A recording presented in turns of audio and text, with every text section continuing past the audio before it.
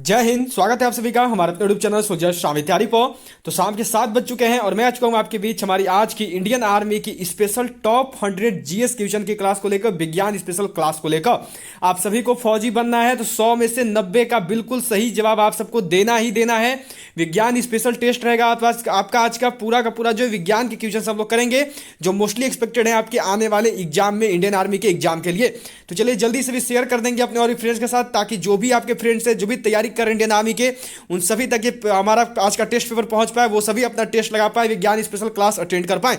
उसके साथ साथ सभी लाइक बटन जरूर प्रेस कर देंगे। जिन्होंने अभी तक क्लास को, सेशन को लाइक नहीं किया है, सभी जल्दी से लाइक बटन प्रेस करेंगे। और जिन्होंने अभी तक सब्सक्राइब नहीं किया वो सभी सब्सक्राइब करके जल्दी से बेल आइकन को ऑल पे सेट कर लीजिएगा, ताकि जो भी क्लास आता है उसका नोटिफिकेशन आपको सबसे पहले मिल पाए। क्लासेज की रूटीन सभी ध्यान में रखना। रोज दोपहर 1 बजे जो है इंडियन आर्मी का जीके जीएस का क्लास आता है, एंड रोज शाम 7 बजे जो इंडियन आर्मी का ओरिजिनल पेपर आप सबको बनवाया जाता है। तो 1 बजे और शाम 7 बजे आप सभी हमारे साथ जरूर ज्वाइन करिए। चलिए तो शुरू करेंगे आज के टेस्ट को। टेस्ट जल्दी से भी शेयर कर देंगे, ताकि आपके जितने भी फ्रेंड्स हैं सभी के सभी हमारे इस टेस्ट से, हमारे इस सेशन से आज जुड़ ही पाए। तो चलिए शुरुआत करेंगे क्वेश्चन नंबर 1 के साथ। क्वेश्चन नंबर 1 जो है यह देखो, यहाँ पे है आपका, यह दिया गया है कि क्विक सिल्वर के नाम से जाना जाता है, also known as quicksilver, aluminium, mercury, platinum या फिर पैलेडियम। निम्नलिखित में से वह कौन है जिसे क्विक सिल्वर के नाम से जाना जाता है? क्या होगा राइट आंसर? सभी को बताना है और बिल्कुल सही बताना है। चलिए करेंगे सभी। तो क्विक सिल्वर के नाम से जो है यह देखो जाना जाता है मरकरी को। क्या होगा राइट आंसर? तो ऑप्शन बी मरकरी। चलिए अगले सवाल पे बढ़ेंगे, नेक्स्ट क्वेश्चन पे। जो यहाँ पे देखो आपका नेक्स्ट क्वेश्चन जो है यह आपको दिया गया है, देखो यहाँ पे यह क्वेश्चन है कि स्टेथोस्कोप ध्वनि के किस सिद्धांत पर कार्य करता है? On what principle of sound does the stethoscope work? परावर्तन, अपवर्तन, विवर्तन या फिर ध्रुवन? देखो जो भी क्वेश्चन बना रहे हो सभी बहुत ही इंपॉर्टेंट है। सभी के सभी क्वेश्चन जो इंडियन आर्मी के प्रीवियस ईयर से रखे गए हैं एंड एक्सपेक्टेड रखे गए हैं, जो इस साल आपके आ सकते हैं आर्मी परीक्षा में। स्टेथोस्कोप ध्वनि के किस सिद्धांत पे कार्य करता है? तो यह कार्य करता है देखो परावर्तन पे। क्या होगा राइट आंसर? तो ऑप्शन ए परावर्तन। चलिए नेक्स्ट क्वेश्चन देखेंगे, अगला सवाल जो कि है आपका यहाँ पे देखो, यह आपको दिया गया है। क्या क्वेश्चन है आपका कि किसमें प्रोटीन का सबसे अधिक स्रोत पाया जाता है? Which is the richest source of protein? उड़द, चना, मटर या फिर सोयाबीन? निम्नलिखित में से किसमें जो है प्रोटीन का सबसे अधिक स्रोत पाया जाता है? निम्नलिखित में से किसमें जो है प्रोटीन सबसे अधिक मात्रा में पाया जाता है? तो प्रोटीन जो है यह देखो पाया जाता है सोयाबीन में। क्या हो गया राइट आंसर? तो ऑप्शन डी सोयाबीन सबसे अधिक मात्रा में पाया जाता है। चलिए अगले सवाल पे बढ़ेंगे, नेक्स्ट क्वेश्चन पे, जो कि यहाँ पे आपका दिया हुआ है। देखो ये क्वेश्चन आपसे किया गया है कि पीएच मान का निर्धारण किसने किया? Who determined the pH value? Lavoisier, Priestley, Cavendish या फिर सोरेनसन? निम्नलिखित में से किसके द्वारा जो है पीएच मान का निर्धारण किया गया? क्या होगा राइट आंसर? तो जो पीएच मान है इसका निर्धारण किया है देखो सोरेनसन ने। क्या हो गया? तो ऑप्शन डी सोरेनसन। चलिए नेक्स्ट क्वेश्चन देखेंगे, अगले सवाल को, जो कि है आपका यहाँ पे देखो, यह दिया गया है कि साधारण नमक का रासायनिक नाम निम्नलिखित में से क्या है? Which of the following is the chemical name of common salt? Calcium carbonate, sodium chloride या फिर इनमें से कोई नहीं? क्या होगा राइट आंसर? जल्दी जल्दी करते चलेंगे क्योंकि हमें टोटल 100 क्वेश्चन करने हैं, बिल्कुल देरी नहीं करेंगे कोई भी। तो साधारण नमक का सबसे पहले सूत्र देख लो क्या होता है, तो वो होता है NaCl। ठीक है, अब पूछ दे इसका साधारण नाम, रासायनिक नाम, तो वो क्या है? तो वो है देखो सोडियम क्लोराइड। क्या हो जाता है राइट आंसर? तो ये हो जाएगा आपका देखो सोडियम क्लोराइड। सभी ध्यान में रखना। चलिए नेक्स्ट क्वेश्चन देखेंगे, अगले सवाल को, जो कि यहाँ पे है देखो आपका, यह आपको दिया गया है यहाँ पे। क्या है देखो कि दो प्राथमिक रंग लाल और नीले के मिश्रण से कौन सा सेकेंडरी रंग प्राप्त होता है? Which secondary colour is obtained by mixing two primary colours red and blue? बताना है कि जब लाल और नीले को मिलाएंगे तो उससे मिलकर कौन सा द्वितीयक रंग प्राप्त होगा? सफेद, पीला, मैजेंटा या फिर सियान? चलिए करेंगे सभी लोग और जल्दी से बताएंगे। लाल और नीले को मिलाने पर जो कौन सा रंग प्राप्त होता है? तो वो है देखो आपका मैजेंटा। क्या होगा राइट आंसर? तो ऑप्शन सी मैजेंटा। चलिए नेक्स्ट क्वेश्चन देखेंगे, अगले सवाल पे, जो कि है आपका यहाँ पे देखो कि पुष्पों का अध्ययन कहलाता है, the study of flowers is called anthology, agrostology, phenology या फिर पोलिनोलॉजी? निम्नलिखित में से पुष्पों का अध्ययन क्या कहलाता है? पुष्प के अध्ययन को क्या बोला जाता है? तो पुष्पों का जो अध्ययन है यह देखो कहलाता है क्या? तो यह कहलाता है एंथोलॉजी। क्या होगा राइट आंसर? तो ऑप्शन ए एंथोलॉजी। चलिए अगले सवाल पे बढ़ेंगे, नेक्स्ट क्वेश्चन पे, जो क्या हुआ है कि वातावरण में प्रकाश का विसरण निम्नलिखित की वजह से होता है? Diffusion of light in the atmosphere is due to carbon dioxide, धूल कण, हीलियम या फिर इनमें से कोई नहीं? निम्नलिखित में से किसकी वजह से जो है प्रकाश का विसरण आपका होता है? चलिए बताएंगे सभी लोग। तो देखो प्रकाश का जो विसरण है यह होता है डस्ट पार्टिकल्स की वजह से, धूल कण की वजह से। ठीक है, चलिए नेक्स्ट क्वेश्चन देखेंगे, अगले सवाल को, जो कि यहाँ पे आपका दिया हुआ है देखो कि एडवर्ड जेनर निम्नलिखित में से किस रोग से जुड़े हैं? Edward Jenner is associated with which of the following disease, विसूचिका, आन ज्वर, चेचक या फिर लकवा। निम्नलिखित में से जो एडवर्ड जेनर है यह किस रोग से जुड़े हुए हैं? क्या होगा राइट आंसर? सभी को करना और बिल्कुल सही बताना है। तो जो एडवर्ड जेनर है यह देखो जुड़े हुए हैं चेचक से। क्या होगा राइट आंसर? तो ऑप्शन सी चेचक। चलिए नेक्स्ट क्वेश्चन देखेंगे अगले सवाल को, जो कि है आपका यहाँ पे देखो, यह आपको दिया गया है क्वेश्चन है आपका कि वायुमंडल में उपस्थित ओजोन परत अवशोषित करती है। The ozone layer present in the atmosphere absorbs, cosmic किरणों को, इंफ्रारेड किरणों को, अल्ट्रावायलेट किरणों को या फिर सभी विकिरणों को।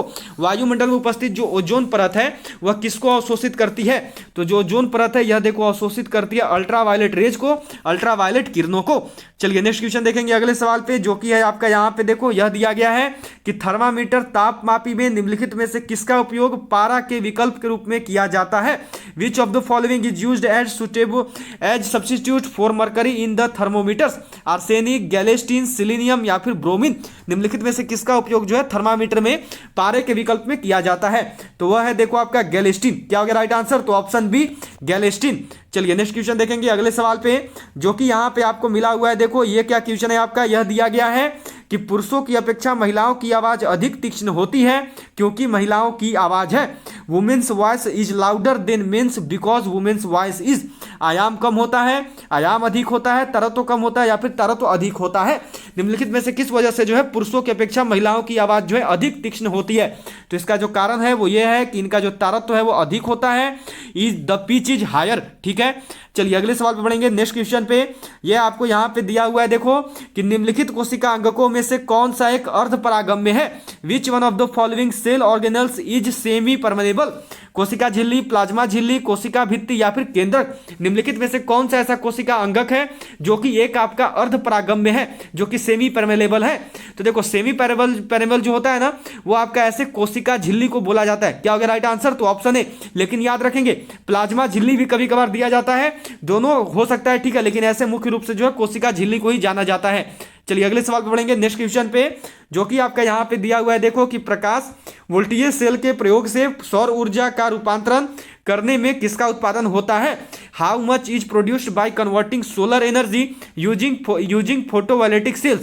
प्रकाशीय ऊर्जा, विद्युत ऊर्जा, उष्मीय ऊर्जा या फिर यांत्रिक ऊर्जा? निम्नलिखित में से प्रकाश वोल्टेज सेल के प्रयोग से जो है सौर ऊर्जा का रूपांतरण किस में किया जाता है? तो जो सौर ऊर्जा है उसको देखो बदला जाता है इलेक्ट्रिकल ऊर्जा में, विद्युत ऊर्जा में। क्या हो जाएगा राइट आंसर? तो ऑप्शन बी। चलिए नेक्स्ट क्वेश्चन देखेंगे अगला सवाल, जो कि आपका यहां पे देखो यह दिया गया है कि यौगिक कौन सा है? Which is the compound? पारा, ओजोन, वायु या फिर अमोनिया? निम्नलिखित में से कौन सा ऐसा है जो कि एक यौगिक है, जो कि एक कंपाउंड है? चलिए सभी को करना और बिल्कुल सही बताना है। तो यहां पर जो यौगिक है, यहां पे जो कंपाउंड है वो कौन सा है? तो वो है देखो आपका अमोनिया। जो इन्हें भी यहां से किया डी को, उन्होंने बिल्कुल सही बताया है। चलिए नेक्स्ट क्वेश्चन देखेंगे अगले सवाल को, जो कि है यहां पे देखो आपका कि दूध के दही के रूप में जमने का कारण है। The reason of curding of milk is, ये माइकोबैक्टीरियम या फिर देखो लिया हुआ है स्टेफिलोकोकस या फिर आपका लैक्टोबैसिलस या फिर खमीर। निम्नलिखित में से दूध के दही के रूप में जमने का क्या कारण है? क्या होगा राइट आंसर? तो दूध के दही के रूप में जो जमने का कारण है वो है देखो लैक्टोबैसिलस। क्या हो जाएगा राइट आंसर? तो ऑप्शन सी लैक्टोबैसिलस। हो गया सभी का। चलिए अगले सवाल पे बढ़ेंगे नेक्स्ट क्वेश्चन पे। ये है देखो यहां पे कि गन्ने के लाल सड़न रोग किसके कारण होता है? Red rot disease in sugarcane is caused by? जीवाणु, कवक, विषाणु, कवक या फिर नेमाटोड? निम्नलिखित में से किसके वजह से जो है गन्ने में लाल सड़न रोग होता है? क्या होगा राइट आंसर? सभी को करना और बिल्कुल सही बताना है। तो गन्ने में जो लाल सड़न रोग है यह देखो होता है कवक के कारण, यह होता है फंगस के कारण। जो इन्हें भी यहां से कैसी को उन्होंने बिल्कुल सही बताया है। चलिए अगले सवाल पे बढ़ेंगे नेक्स्ट क्वेश्चन पे, जो कि है यहां पे देखो कि चटका हुआ कांच चटकीला प्रतीत होता है। Glazed glass appears to be sparkling. अपवर्तन के कारण, परावर्तन के कारण, व्यतिकरण के कारण या फिर पूर्ण आंतरिक परावर्तन के कारण एक चटका हुआ कांच जो है चटकीला क्यों प्रतीत होता है? क्या होगा राइट आंसर? सभी लोग करेंगे और बिल्कुल सही बताइएगा। तो चटका हुआ कांच जो है यह देखो चटकीला प्रतीत होता है पूर्ण आंतरिक परावर्तन की वजह से, टोटल इंटरनल रिफ्लेक्शन की वजह से। क्या हो गया राइट आंसर? तो ऑप्शन डी। चलिए अगले सवाल पे बढ़ेंगे नेक्स्ट क्वेश्चन पे। 19 नंबर सवाल है देखो आपका, ये यह दिया गया है कि भस्मों के जलीय घोल में कौन सा आयन होता है? विच ion is present in the aqueous solution of S? या फिर इसी को जो है देखो बेस भी बोलते हैं। H+, H-, OH- या फिर OH+। भस्मों के जलीय घोल में जो है कौन सा आयन पाया जाता है? तो भस्मों का जो जलीय घोल है इसमें देखो होता है आपका OH- आयन। क्या होगा राइट आंसर? तो ऑप्शन सी। अब यही अगर अम्ल बोल देगा तो अम्ल में याद रखना H+ आयन होता है। ठीक है, चलिए नेक्स्ट क्वेश्चन देखेंगे अगले सवाल को, जो कि यहाँ पे आपको दिया हुआ है। देखो ये क्वेश्चन है आपका कि यदि किसी प्रतिरोधक तार को लंबा किया जाए तो उसका प्रतिरोध, if resistive wire is lengthened its resistance, बढ़ता है, घटता है, स्थिर रहता है, या फिर इनमें से सभी। बताना है कि देखो यदि किसी प्रतिरोधक तार को लंबा करेंगे तो उससे उसका प्रतिरोध क्या होगा। तो प्रतिरोधक तार को लंबा करने पर जो है उसका प्रतिरोध देखो ग्रोज होता है, उसका प्रतिरोध भी जो है बढ़ता है। ठीक है, चलिए नेक्स्ट क्वेश्चन देखेंगे अगले सवाल को, जो कि यहां पे है देखो आपका कि प्रिज्म में प्रकाश के विभिन्न रंगों का विभाजन कहलाता है। The division of different colours of light in a prism is called. प्रकाश का प्रवर्तन, प्रकाश का अपवर्तन, प्रकाश का विवर्तन, या फिर प्रकाश का वर्ण विक्षेपन। प्रिज्म में प्रकाश के विभिन्न रंगों का विभाजन जो है क्या कहलाता है, क्या होगा राइट आंसर। तो प्रिज्म में प्रकाश के विभिन्न रंगों का जो विभाजन है यह देखो प्रकाश का वर्ण विक्षेपन कहलाता है। क्या हो गया राइट आंसर। तो option D, dispersion of light. ठीक है, चलिए अगले सवाल पे पढ़ेंगे नेक्स्ट क्वेश्चन पे, जो कि है आपका यहाँ पे देखो कि मानव का जैविक नाम है। What is the biological name of humans. Homo erect, या फिर नेक्स्ट में होमो निएंथैलिस, या होमो हैबिलस, या फिर आपका दिया हुआ है देखो होमो सेपियंस। मानव का जैविक नाम क्या होता है, क्या होगा राइट आंसर। तो ह्यूमंस का जो जैविक नाम है वो है देखो आपका होमो सेपियंस। क्या हो गया राइट आंसर। तो ऑप्शन डी, होमो सेपियंस हो गया सभी का। चलो अगले सवाल पे पढ़ेंगे नेक्स्ट क्वेश्चन आपका यहाँ पे दिया हुआ है देखो कि विरंजक चूर्ण है, bleaching powder, CaOCl, CaOCl2, CaOCl3, या फिर CaOCl4। निम्नलिखित में से विरंजक चूर्ण का सूत्र क्या होता है, क्या होगा राइट आंसर। सभी लोग करेंगे और बिल्कुल सही बताएंगे। विरंजक चूर्ण का फॉर्मूला क्या होता है। तो जो विरंजक चूर्ण है इसका सूत्र होता है देखो CaOCl2। क्या हो गया राइट आंसर। तो ऑप्शन बी हो गया सभी का। चलो नेक्स्ट क्वेश्चन देखेंगे अगला सवाल, जो कि है आपका कि बेकिंग सोडा का रासायनिक नाम क्या है। What is the chemical name of baking soda. Sodium carbonate, sodium bicarbonate, sodium acetate, या फिर सोडियम हाइड्रोक्साइड। निम्नलिखित में से जो बेकिंग सोडा है इसका रासायनिक नाम क्या होता है, क्या होगा राइट आंसर।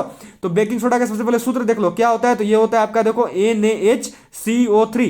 ठीक है, इसको क्या बोला जाता है, तो इसको बोला जाता है सोडियम बाइकार्बोनेट। क्या हो गया राइट आंसर। तो ऑप्शन बी, सोडियम बाइकार्बोनेट। ठीक है, चलिए नेक्स्ट क्वेश्चन देखेंगे 25 नंबर सवाल। यहां पे आपका है देखो कि जल के अंदर पड़ी हुई मछली किस कारण से अपनी वास्तविक गहराई से कुछ ऊपर उठी हुई दिखाई देती है।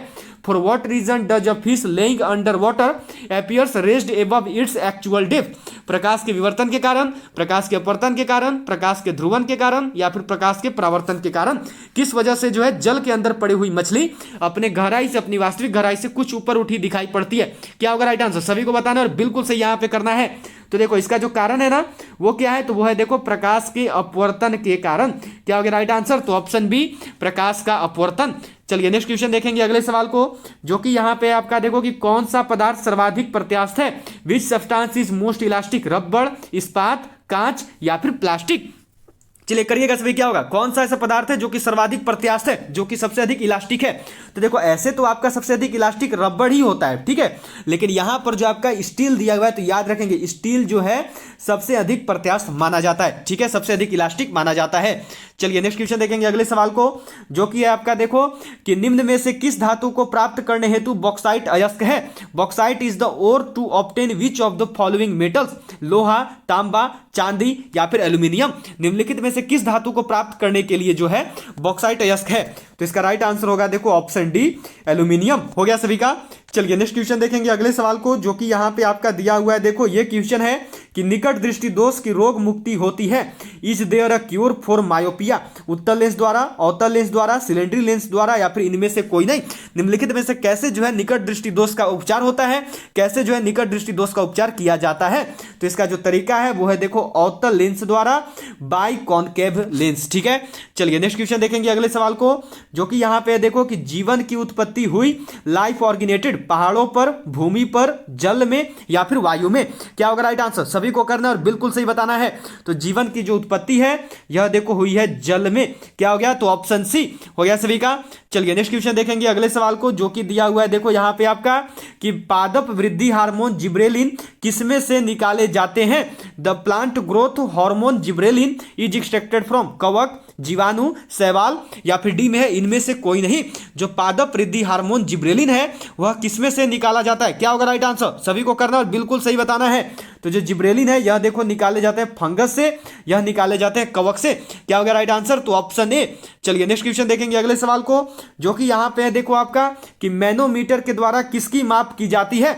What is measured by manometer, वायु दाब, गैसों का दाब, द्रव का घनत्व या फिर सतह पर तेल का दबाव। मैनोमीटर के द्वारा जो है क्या मापा जाता है, सभी लोग करेंगे और बिल्कुल सही बताएंगे, गलती किसी से भी नहीं होनी चाहिए। मैनोमीटर के द्वारा जो है क्या मापते हैं, तो जो मैनोमीटर है इससे देखो मापा जाता है गैसों का दबाव, गैस प्रेशर। क्या हो गया राइट आंसर, तो ऑप्शन बी हो गया सभी का। चलिए नेक्स्ट क्वेश्चन देखेंगे, अगला सवाल जो कि है देखो कि टेलीस्कोप की खोज किस वैज्ञानिक ने की थी, which scientist discovered the telescope, Newton, James Watt, Rutherford या फिर गैलीलियो। निम्नलिखित में से किस वैज्ञानिक के द्वारा जो है टेलीस्कोप की खोज की गई, तो जो टेलीस्कोप है इसका खोज किया गया है किसके द्वारा, तो यह किया गया देखो गैलीलियो के द्वारा। क्या हो गया, तो ऑप्शन डी। चलिए नेक्स्ट क्वेश्चन देखेंगे अगले सवाल को, जो कि यहां पे है आपका कि किण्वन की क्रिया में कौन सी गैस निकलती है, which gas is released during fermentation, carbon dioxide, sulphur dioxide, oxygen या फिर हाइड्रोजन। निम्नलिखित में से किण्वन की जो क्रिया है उस दौरान कौन सी गैस निकलती है, क्या होगा राइट आंसर, सभी लोग बताएंगे और बिल्कुल सही बताएंगे। तो किण्वन की क्रिया के दौरान जो है जो गैस निकलती है वो है देखो कार्बन डाइऑक्साइड। क्या होगा राइट आंसर, तो ऑप्शन ए। चलिए अगले सवाल पर बढ़ेंगे नेक्स्ट क्वेश्चन पे, जो कि है देखो यहां पे आपका यह दिया गया है कि कोशिका के भीतर श्वसन का केंद्र होता है, what is the centre of respiration inside the cell, ribosome, mitochondria, Golgi का या फिर केंद्रक। निम्नलिखित में से कोशिका के भीतर जो है श्वसन का केंद्र क्या होता है, क्या होगा राइट आंसर, सभी लोग बताएंगे और बिल्कुल सही बताएंगे। चलिए जल्दी से आंसर कीजिएगा। तो कोशिका के भीतर जो श्वसन केंद्र है वो है देखो माइटोकॉन्ड्रिया। क्या हो गया राइट आंसर, तो ऑप्शन बी हो गया सभी का। चलिए नेक्स्ट क्वेश्चन में बढ़ेंगे अगले सवाल पे, जो कि है देखो कि मानव रुधिर का पीएच है, what is the pH of human blood, 7.2, 7.8, 6.6 या फिर 7.4। निम्नलिखित में से जो मानव रुधिर है, जो मानव खून है उसका पीएच मान कितना होता है, तो मानव रक्त का जो पीएच मान है वह देखो 7.4 होता है। क्या हो गया राइट आंसर, तो ऑप्शन डी। चलिए नेक्स्ट क्वेश्चन देखेंगे अगले सवाल को, जो कि है देखो कि तेज हवा वाली रात्रि में ओस नहीं बनती है क्योंकि due does not form in strong windy night, because वाष्पीकरण की दर तेज होती है, हवा में नमी कम होती है, तापमान ऊंचा रहता है या फिर आकाश साफ नहीं होता है। निम्नलिखित में से किस वजह से जो है तेज हवा वाली रात्रि में ओस नहीं बनती है, तो तेज हवा वाली रात्रि में ओस नहीं बनने का जो कारण है वो है देखो वाष्पीकरण की दर जो है तेज होती है। क्या होगा राइट आंसर, तो ऑप्शन ए हो गया सभी का। चलिए नेक्स्ट क्वेश्चन देखेंगे अगले सवाल को, जो कि दिया हुआ है यहाँ पे कि प्रकाश की गति किसके बीच से जाती हुई न्यूनतम होती है, the speed of light is minimum through which, कांच, निर्वात, जल या फिर वायु। प्रकाश की गति जो है किसके बीच से जाती हुई न्यूनतम सबसे कम होती है, तो प्रकाश की गति जो है सबसे कम होती है देखो कांच के बीच। क्या होगा राइट आंसर, तो ऑप्शन ए। अगर सबसे ज्यादा बोले तो याद रखेंगे निर्वात में होती है, वैक्यूम में होती है, ठीक है। सबसे कम हो गया कांच में, सबसे ज्यादा हो गया निर्वात में, ठीक है। चलिए नेक्स्ट क्वेश्चन देखेंगे अगले सवाल को, जो कि यहां पे देखो आपका यह दिया गया है कि नाभिकीय रिएक्टरों में विमंदक और प्रशीतक दोनों की तरह प्रयुक्त होने वाला पदार्थ है, the substance used as both moderator and refrigerant in nucleic reactor is, साधारण नमक, भारी पानी, द्रव अमोनिया या फिर द्रव हाइड्रोजन। निम्नलिखित में से न्यूक्लिक रिएक्टरों में जो है विमंदक और प्रशीतक दोनों की तरह किसका प्रयोग किया जाता है, तो वह है देखो आपका हैवी वाटर, भारी पानी। इसका सूत्र क्या होता है, तो इसका सूत्र याद रखेंगे, इसका सूत्र जो है वो होता है D2O, पूछा गया है सभी ध्यान में रखना। चलिए नेक्स्ट क्वेश्चन देखेंगे अगले सवाल को, जो कि यहां पे देखो आपका 39 नंबर सवाल है कि यदि किसी चलती हुई वस्तु के वेग को दोगुना कर दिया जाए तो उसका और उसकी, if the velocity of a moving object is doubled then its, त्वरण दुगना हो जाएगा, गतिज ऊर्जा दुगनी हो जाती है, गतिज ऊर्जा 4 गुनी हो जाती है या फिर भार दुगुना हो जाता है। यदि किसी चलती हुई वस्तु के वेग को 2 गुना कर दिया जाए तो उसके साथ क्या होगा, तो उसका जो गतिज ऊर्जा है वह देखो 4 गुना हो जाएगा। क्या हो गया राइट आंसर, तो ऑप्शन बी, गतिज ऊर्जा 4 गुना हो जाती है। चलिए नेक्स्ट क्वेश्चन देखेंगे अगले सवाल को, जो कि यहां पे है देखो आपका कि प्रत्येक क्रिया के बराबर व विपरीत दिशा में एक प्रतिक्रिया होती है, यह है for every action there is an equal and opposite reaction is it. गति का न्यूटन का गति विषयक प्रथम नियम, न्यूटन का गति विषयक द्वितीय नियम, न्यूटन का गति विषयक तृतीय नियम या फिर उपरोक्त में से कोई नहीं। क्या होगा राइट आंसर, सभी लोग करेंगे और बिल्कुल सही बताएंगे। तो देखो प्रत्येक क्रिया के बराबर व विपरीत दिशा में एक प्रतिक्रिया होती है, यह जो है देखो आपका न्यूटन का गति विषयक तृतीयक नियम है, Newton third law of motion है, ठीक है। चलिए नेक्स्ट क्वेश्चन देखेंगे 41 नंबर सवाल, यहां पे है देखो कि फोटोन किसकी मूलभूत यूनिट और मात्रा है? What is the fundamental unit और क्वांटिटी ऑफ फोटोन? प्रकाश, गुरुत्वाकर्षण, विद्युत या फिर चुंबकत्व? क्या होगा राइट आंसर? जो ने अभी तक भी क्लास को लाइक नहीं किया, जल्दी से लाइक बटन प्रेस करिएगा। उसके साथ साथ सभी शेयर जरूर करिएगा अपने और फ्रेंड्स के साथ। और जो अभी तक हमारे यूट्यूब चैनल को सब्सक्राइब नहीं किया है वो सभी जल्दी सब्सक्राइब करके बेल आइकन को ऑल पे सेट करेंगे। तो फोटोन जो है देखो मूलभूत यूनिट और मात्रा है प्रकाश की। क्या होगा राइट आंसर? तो ऑप्शन ए। चलिए नेक्स्ट क्वेश्चन देखेंगे, अगला सवाल जो कि है यहाँ पे देखो कि विटामिन ई का रासायनिक नाम क्या है? What is the chemical name of vitamin E? Biotin, retinol, tocopherol या फिर थायमिन? निम्नलिखित में से विटामिन ई का रासायनिक नाम क्या होता है? क्या होगा राइट आंसर? सभी लोग करेंगे और बिल्कुल सही बताएंगे। तो विटामिन ई का जो रासायनिक नाम है यह देखो होता है टोकोफेरॉल। क्या हो गया राइट आंसर? तो ऑप्शन सी हो गया सभी का। चलिए नेक्स्ट क्वेश्चन देखेंगे अगले सवाल को जो कि है यहाँ पे देखो कि मत्स्य पालन का अध्ययन क्या कहलाता है? What is the study of fishers is called? Pisciculture, pomology, ichthyology या फिर एंटोमोलॉजी? जो मत्स्य पालन है, जो यहाँ पे फिशेस है, इसको क्या बोला जाता है? मत्स्य पालन का अध्ययन जो है क्या कहलाता है? तो मत्स्य पालन का जो अध्ययन है यह देखो पिसिकल्चर कहलाता है। क्या हो गया राइट आंसर? तो ऑप्शन ए हो गया सभी का। चलिए नेक्स्ट क्वेश्चन देखेंगे अगले सवाल को जो कि यहां पे है देखो कि बैरोमीटर से किसका मापन किया जाता है? What is measured by barometer? समुद्र की गहराई, द्रव का घनत्व, वायुमंडलीय दाब या फिर वायु दाब? निम्नलिखित में से जो बैरोमीटर है उससे किसका दाब, किसका जो है मापन किया जाता है? क्या होगा राइट आंसर? सभी लोग करेंगे और बिल्कुल सही बताएंगे। तो जो बैरोमीटर है इससे देखो माप होता है वायु दाब का। क्या होगा राइट आंसर? तो ऑप्शन डी वायु दाब हो गया सभी का। चलिए नेक्स्ट क्वेश्चन देखेंगे अगले सवाल को जो कि है आपका देखो यहां पे यह दिया गया है कि कंप्यूटर की खोज किसने की? Who discovered computer? Charles Babbage, Rudolf Alessandro Volta या फिर ई टॉर्सली? निम्नलिखित में से किसके द्वारा जो है कंप्यूटर की खोज की गई? देखिए अभी जो आप सब टेस्ट लगाते चलिए, इस क्लास का पीडीएफ जो है आप सभी को टेलीग्राम ग्रुप पर मिल जाएगा। टेलीग्राम ग्रुप से जुड़ने का जो लिंक है वो नीचे डिस्क्रिप्शन बॉक्स में है। कंप्यूटर की जो खोज है यह देखो किया गया है चार्ल्स बेबेज के द्वारा। क्या हो गया राइट आंसर? तो ऑप्शन ए हो गया सभी का। चलिए नेक्स्ट क्वेश्चन देखेंगे, अगला सवाल है देखो कि इंसुलिन का आविष्कार किसने किया? Who invented insulin? Banting, Jacob या फिर मैनॉर्ड या फिर एडवर्ड जेनर? निम्नलिखित में से किसके द्वारा जो है इंसुलिन की खोज हुई? क्या होगा राइट आंसर? सभी लोग बताएंगे और बिल्कुल सही बताएंगे। चलिए बताइए जल्दी से क्या होगा यहाँ पे? तो जो इंसुलिन है इसकी खोज हुई है देखो बेटिंग के द्वारा। क्या हो गया? तो ऑप्शन ए हो गया सभी का। चलिए नेक्स्ट क्वेश्चन देखेंगे अगले सवाल को जो कि है यहाँ पे कि दही, खट्टा दूध में कौन सा अम्ल पाया जाता है? Which acid is found in curd, sour milk? Lactic अम्ल, हाइड्रोक्लोरिक अम्ल या फिर कार्बोनिक अम्ल या फिर नाइट्रिक अम्ल? निम्नलिखित में से जो दही है, जो खट्टा दूध है, उसमें कौन सा अम्ल होता है? तो इसमें जो अम्ल होता है देखो लैक्टिक अम्ल। क्या हो गया राइट आंसर? तो ऑप्शन ए हो गया सभी का। चलिए नेक्स्ट क्वेश्चन देखेंगे अगला सवाल जो कि है आपका यहाँ पे देखो यह दिया गया है आपको कि उड़ते विमान की ऊंचाई का पता लगाने के लिए किस यंत्र का प्रयोग किया जाता है?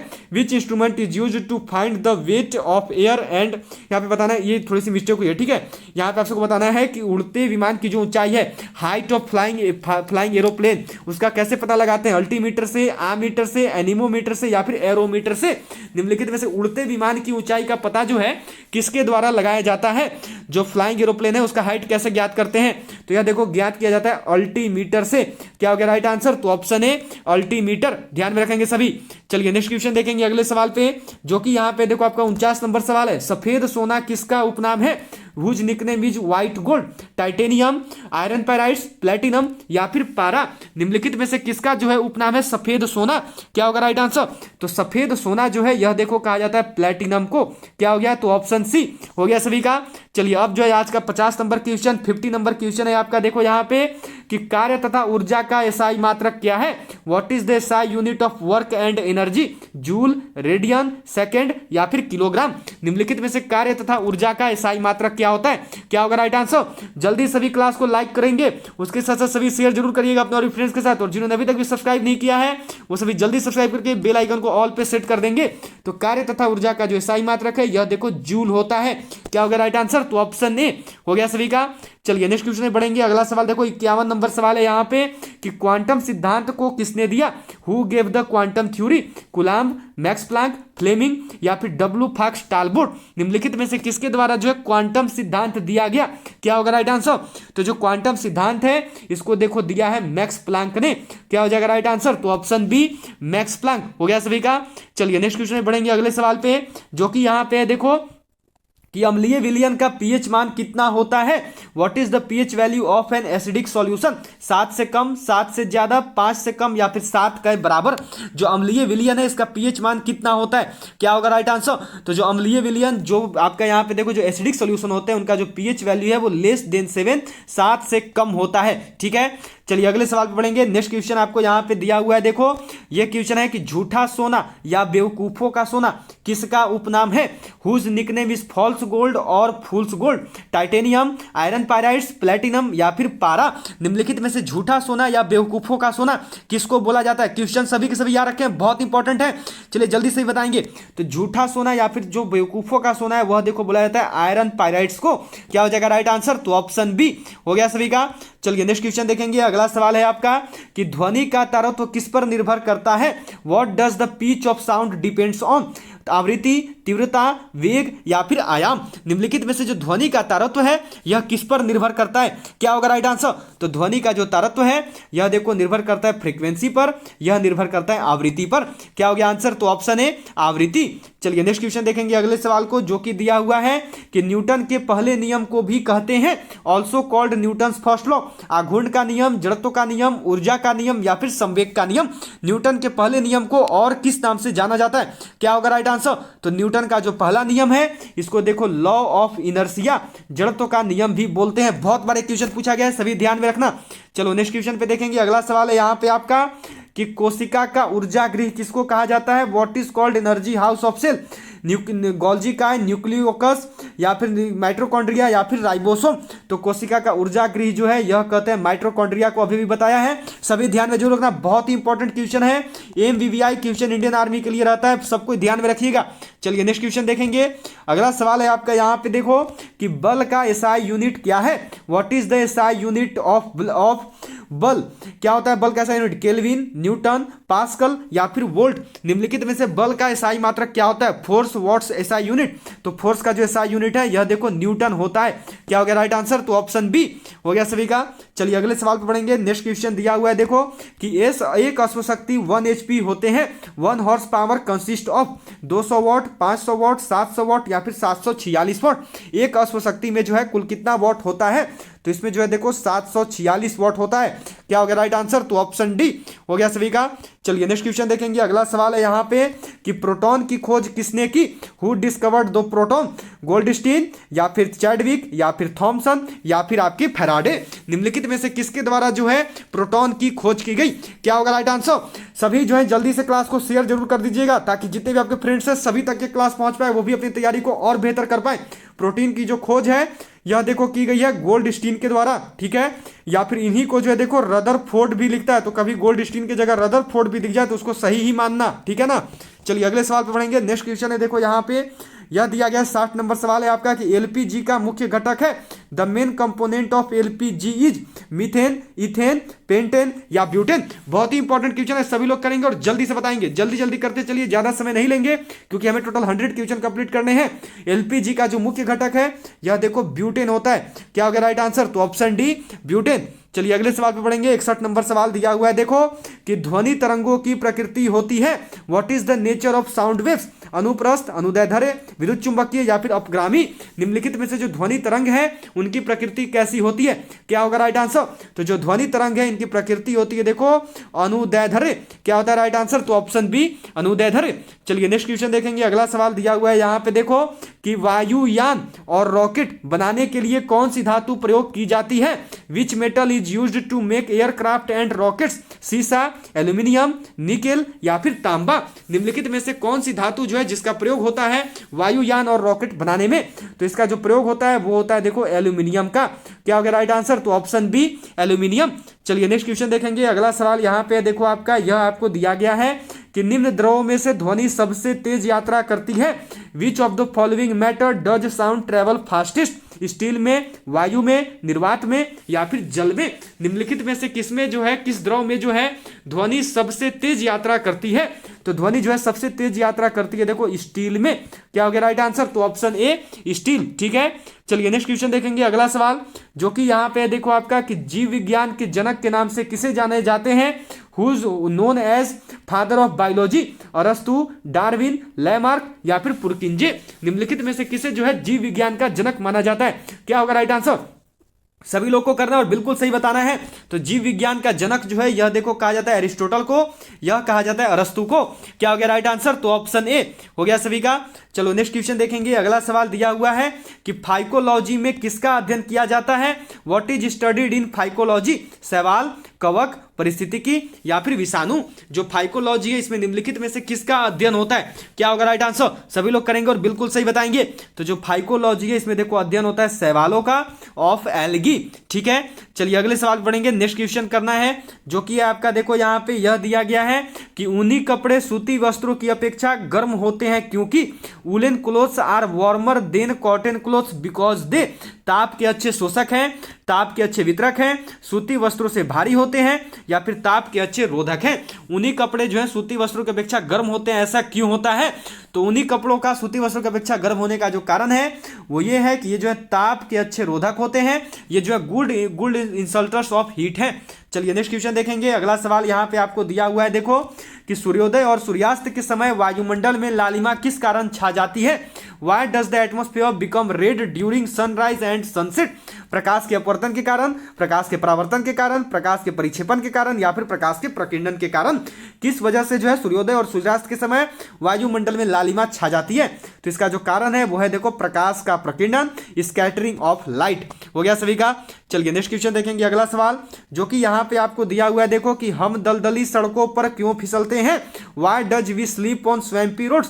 गुरुत्वाकर्षण बल, आपेक्षिक बल, घर्षण की कमी या फिर घर्षण की अधिकता? किस वजह से जो है हम दलदली सड़कों पर फिसलते हैं? क्या होगा राइट आंसर? तो हमारे दलदली सड़कों पर फिसलने का जो कारण है वो है देखो घर्षण की कमी, लैक ऑफ फ्रिक्शन। क्या होगा राइट आंसर? तो ऑप्शन बी हो गया सभी का। चलिए नेक्स्ट क्वेश्चन देखेंगे। अगला सवाल जो कि है आपका यहाँ पे कि पेनिसिलिन की खोज किसने की? Who discovered penicillin? Charles Goodyear, Michael Faraday, Alexander Fleming या फिर डी में है विलियम हार्वे? निम्नलिखित में से किसके द्वारा जो है पेनिसिलिन की खोज की गई? क्या होगा राइट आंसर? तो जो पेनिसिलिन है इसकी खोज की गई है देखो अलेक्जेंडर फ्लेमिंग के द्वारा। क्या होता है? तो ऑप्शन सी अलेक्जेंडर फ्लेमिंग। चलिए नेक्स्ट क्वेश्चन देखेंगे। अगला सवाल यहाँ पे 70 नंबर सवाल है आपका कि कोई साइकिल सवार किसी मोड़ में घूमता है तो वह if a cyclist spins in some mode then he बाहर की ओर झुकता है, अंदर की ओर झुकता है, आगे की ओर झुकता है या फिर बिल्कुल नहीं झुकता? कोई साइकिल सवार किसी मोड़ में घूमता है तो उसके साथ क्या होता है? तो कोई साइकिल सवार किसी मोड़ में घूमता है तो वह देखो अंदर की ओर झुकता है, लीन्स इनवर्ड। ठीक है, चलिए नेक्स्ट क्वेश्चन देखेंगे अगले सवाल को जो कि यहाँ पे है देखो आपका कि सबसे भारी धातु है व्हाट इज हैवीएस्ट मेटल? चांदी, सोना, पारा या ओस्मियम? निम्नलिखित में से सबसे भारी धातु कौन सी है? क्या होगा राइट आंसर? सभी को करना और बिल्कुल सही बताना है।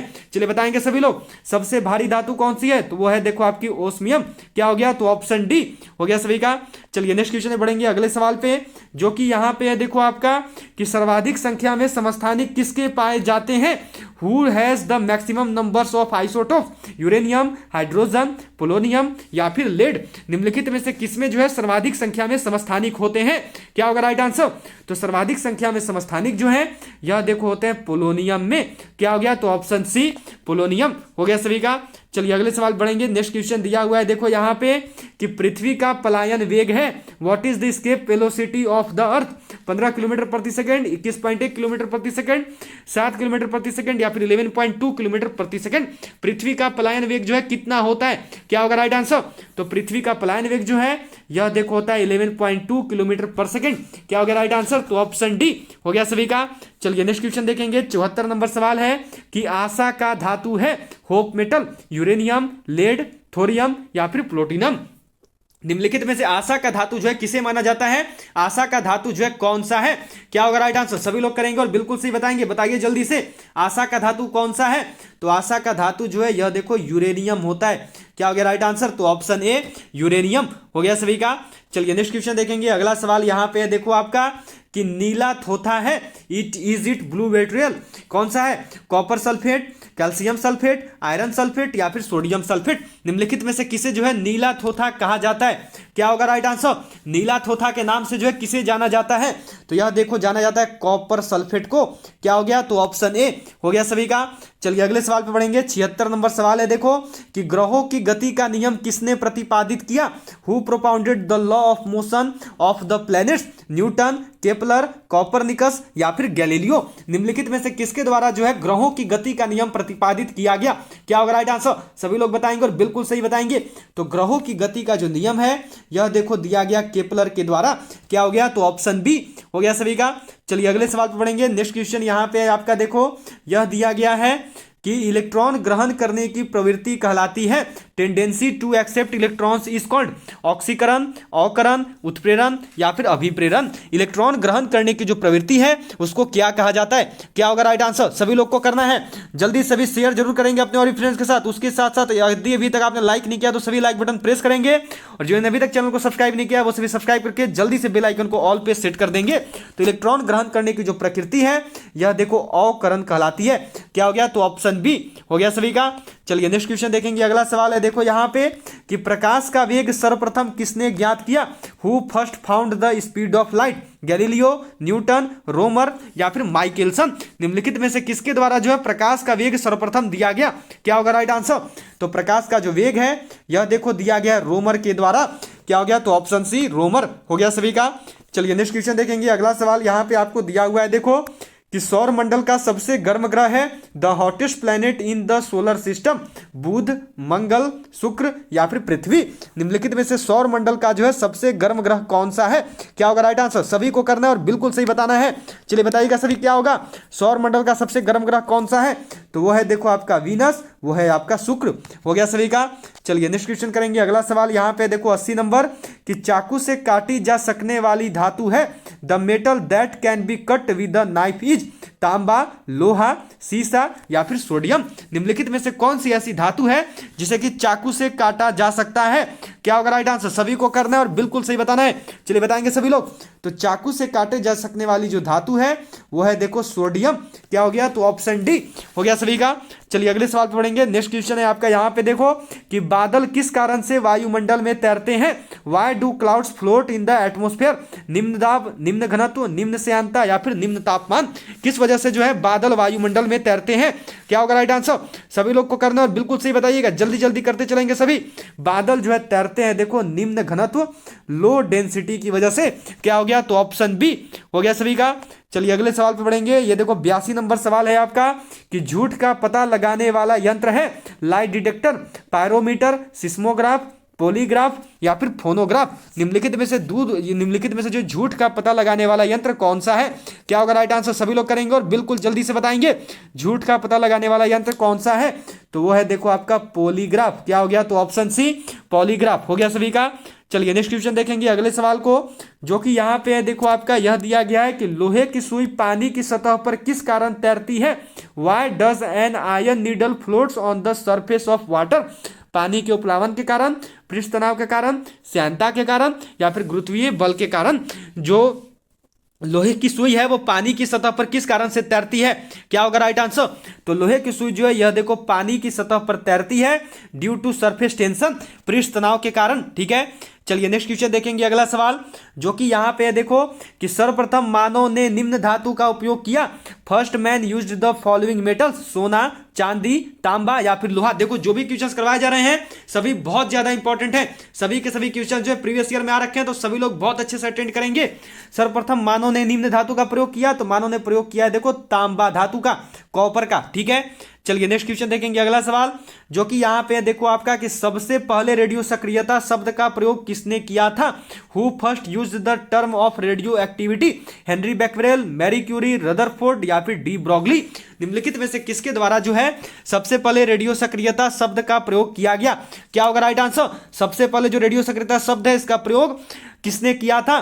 तो यह देखो किया गया है हेनरी बैक्वेरेल के द्वारा। क्या हो गया? तो option A Henry Becquerel.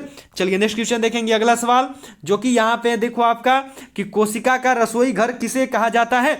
What is called the kitchen of the cell? Leucoplast, chromoplast, रिक्तिका या फिर क्लोरोप्लास्ट। बहुत ही इंपॉर्टेंट क्वेश्चन है, देखिए इंडियन आर्मी का बहुत बार जो है आ रखा है।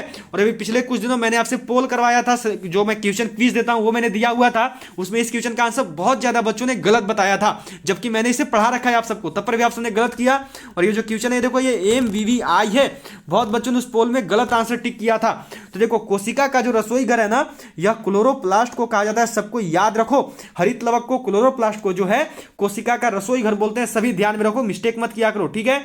चलिए नेक्स्ट क्वेश्चन देखेंगे अगले सवाल को, जो कि यहां पे देखो आपका कि निम्न में से कौन सा न तो तत्व है न ही यौगिक, विच of the following is neither an element nor a compound, वायु, जल, पारा या फिर नमक। निम्नलिखित में से कौन सा ऐसा है जो कि ना तो तत्व है और ना ही यौगिक है? क्या होगा राइट आंसर? सभी लोग को करना और बिल्कुल सही बताना है।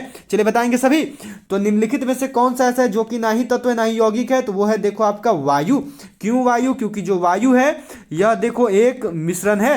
हो गया सभी का। चलिए अगले सवाल पे बढ़ेंगे। ये देखो दिया हुआ है यहाँ पे आपका कि जब किसी वस्तु को पृथ्वी से चंद्रमा पर ले जाया जाता है तो when an object is taken from earth to moon then, उसका भार बढ़ जाता है, उसका भार घट जाता है, उसके भार में कोई परिवर्तन नहीं होता है, या वह पूर्ण रूप से भार रहित हो जाता है।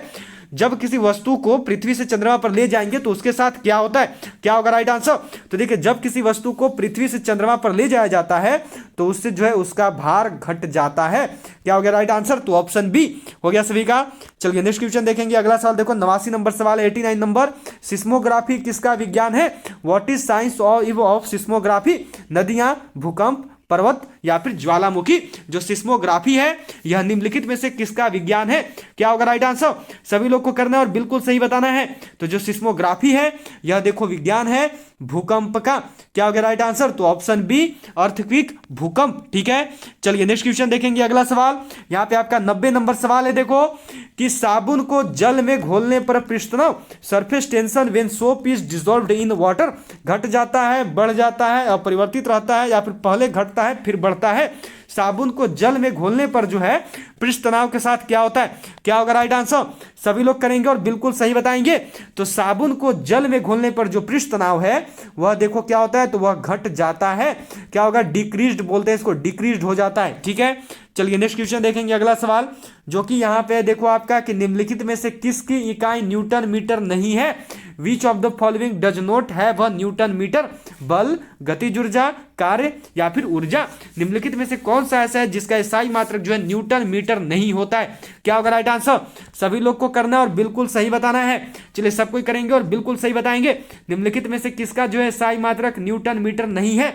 तो वो है देखो आपका बल, वो है आपका फोर्स। बाकी जो तीनों के तीनों इनका जो इकाई मात्रक है यह देखो न्यूटन मीटर ही होता है। ठीक है। चलिए नेक्स्ट क्वेश्चन देखेंगे। अगला सवाल जो कि है यहाँ पे देखो कि उत्प्रेरक की खोज किसने की? Who discovered the catalyst? Berzelius, Rutherford, Lewis या फिर कोसेल। निम्नलिखित में से किसके द्वारा जो है उत्प्रेरक की खोज की गई? क्या होगा राइट आंसर? सभी लोग करेंगे और बिल्कुल सही बताएंगे। तो जो उत्प्रेरक की खोज है यह देखो किया गया बर्जीलियस के द्वारा। क्या हो गया? तो ऑप्शन ए बर्जीलियस। चलिए नेक्स्ट क्वेश्चन देखेंगे। अगला सवाल जो कि है यहाँ पे कि अनिश्चितता के सिद्धांत का प्रतिपादन किया।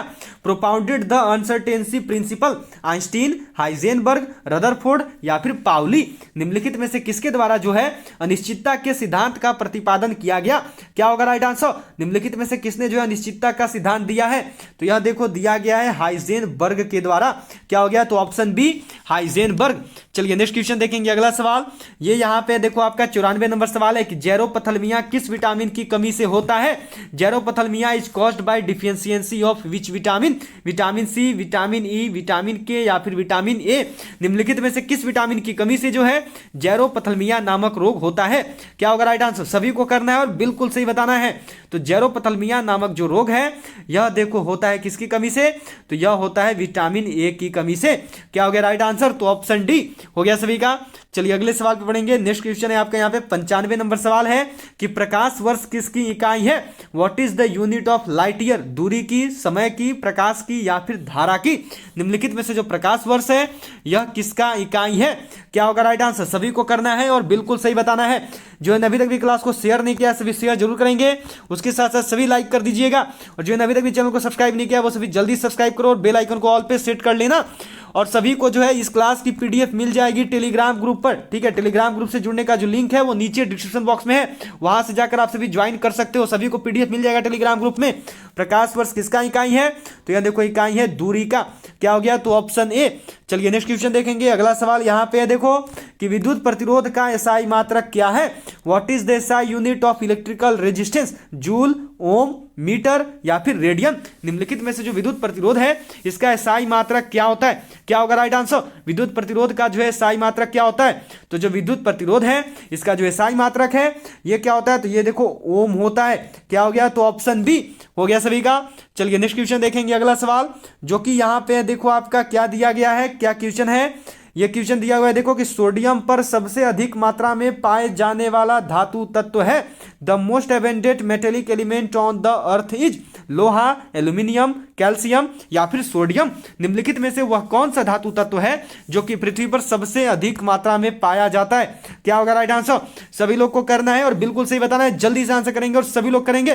पृथ्वी पर सबसे अधिक मात्रा में कौन सा धातु तत्व पाया जाता है? तो वो है देखो आपका एल्यूमिनियम। क्या हो गया राइट आंसर? तो ऑप्शन बी एल्यूमिनियम हो गया सभी का। चलिए नेक्स्ट क्वेश्चन देखेंगे। अगला सवाल देखो 98 नंबर यहाँ पे ये दिया हुआ है कि निम्नलिखित में से कौन सा एक धातु है? Which of the following is a metal? कैरोलिन, कैलोरीन या जिंक या नियॉन या आयोडीन? निम्नलिखित में से कौन सा ऐसा है जो कि एक धातु है? क्या होगा राइट आंसर? सभी लोग को बताना है और बिल्कुल सही बताना है, जल्दी से करना है। तो निम्नलिखित में से जो एक धातु है वो है देखो जिंक। क्या होगा राइट आंसर? तो ऑप्शन बी। चलिए अगला सवाल करेंगे। नेक्स्ट क्वेश्चन है आपका यहाँ पे देखो 99 नंबर कि एक व्यक्ति एक दीवार को धक्का देता है पर उसे भी स्थापित करने में असफल रहता है, तो वह करता है? A man pushes a wall but fails to set it up, so does he? कोई कार्य नहीं, ऋणात्मक कार्य, धनात्मक परंतु अधिकतम कार्य नहीं या फिर अधिकतम कार्य? एक व्यक्ति एक दीवार को धक्का देता है पर उसे स्थापित करने में असफल रहता है, तो उसने क्या किया? तो उसने देखो कोई भी कार्य नहीं किया, क्योंकि वो जो कर रहा था वो हुआ ही नहीं, तो इसलिए उसने कोई भी कार्य नहीं किया है। चलिए अगला सवाल करेंगे और ये जो है आपका आज का लास्ट क्वेश्चन है, 100 नंबर सवाल है आपका कि जब किसी वस्तु को ठंडा किया जाता है तब उसके अणुओं When an object is cooled, its molecules की ऊर्जा बढ़ जाएगी, की चाल घट जाएगी, का द्रव्यमान बढ़ जाएगा या फिर का भार बढ़ जाएगा? क्या होगा राइट आंसर? सभी को करना है और बिल्कुल सही बताना है। तो चलिए बताएंगे सभी लोग क्या होगा जब किसी वस्तु को ठंडा करेंगे तब उसके अणुओं के साथ क्या होगा। तो ये जो क्वेश्चन है ये क्वेश्चन आपके लिए आज का स्पेशली होमवर्क रहेगा। ठीक है, लास्ट क्वेश्चन है, मैंने अभी तक आपको होमवर्क नहीं दिया है, ये क्वेश्चन आज का आपका होमवर्क है। सभी लोग जो इसका आंसर कमेंट बॉक्स में करेंगे और बताएंगे कि इसका आंसर क्या होगा। तो जाइए जल्दी से कमेंट बॉक्स में और इसका जो है आंसर बताइए। All of you bye. अब आप सबसे मुलाकात होगी सीधे कल दोपहर 1 बजे जब आएगी हमारी इंडियन आर्मी की जीके जीएस की class. All of you bye, मिलते हैं आपसे सीधा कल दोपहर 1 बजे इंडियन आर्मी की जीके जीएस की क्लास में। सभी जाते जाते क्लास को लाइक करेंगे, उसके साथ साथ सभी शेयर जरूर कर देंगे और जो अभी तक भी चैनल को सब्सक्राइब नहीं किया वो सभी जल्दी सब्सक्राइब करके बेल आइकन को ऑल पे सेट कर लीजिएगा। और सभी को जो है इस क्लास की पीडीएफ टेलीग्राम ग्रुप में मिल जाएगी। सभी टेलीग्राम ग्रुप को नीचे दिए गए डिस्क्रिप्शन बॉक्स के लिंक से जाकर ज्वाइन जरूर कर लेना। ऑल ऑफ यू बाय, मिलते हैं आपसे सीधा कल दोपहर 1 बजे। तब तक के लिए good night, sweet dreams. All of you bye, मिलेंगे आपसे सीधा कल दोपहर 1 बजे। जय हिंद, जय Bharat. Have a good night, sweet dreams. मिलते हैं आपसे सीधा कल दोपहर 1 बजे। जय हिंद, जय भारत।